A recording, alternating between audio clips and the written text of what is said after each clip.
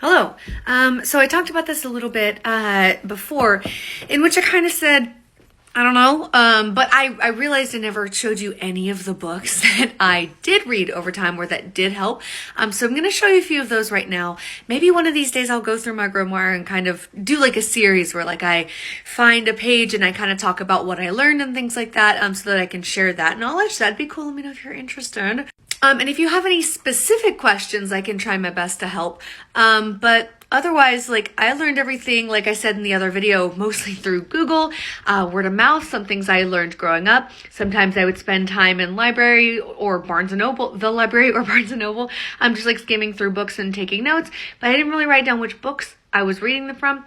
However, I do have some books now that I use as references or that I'm reading through currently, or I've just read and been like sick.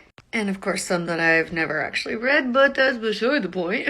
So firstly, just because this one's on my altar because I want to read it and I don't have the attention span, I am reading this book right now. I'm not very far in it. So far, I like it. It's called The House Witch. It's about like hearth witchcraft and stuff, which I'm trying to get more into. I have a little display of these cool books. There's Folk Magic and Healing and Botanical Curses and Poisons, both by the same author. And it's a history of the herb. So it's not just like, oh, this is what it does. Hang on, let me open it. So it does have like uses medicinal and also like spiritual and stuff, but it also comes with like the history and quotes and things like that. And it's like a whole kind of encyclopedia, and also the art is just beautiful. So I highly recommend these two by Fez Inkwright. Another book I found and liked was this Sabbats book. It is for 2020, but like in general, it still explains like the Sabbats and like things that you can do and like, you know, the history of them and stuff like that. So like it is helpful. I haven't read it cover to cover, but every time there's a holiday, I'm like, what is this again? Oh yeah, I have a book on that. And that is something that I feel like not a lot of people will tell you. I have ADHD and no attention span.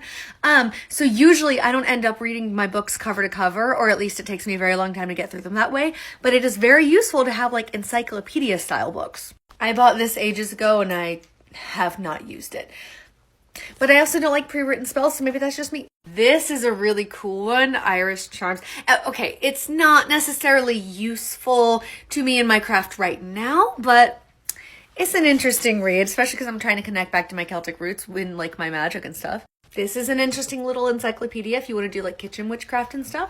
I found interesting passages in this one. I haven't really read it that much.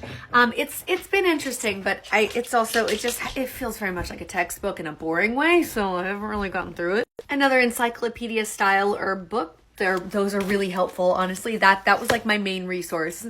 And that's pretty much all of them. I mean, again, I've read other books. I just don't remember them and I don't own them. So I don't know. I hope this was helpful.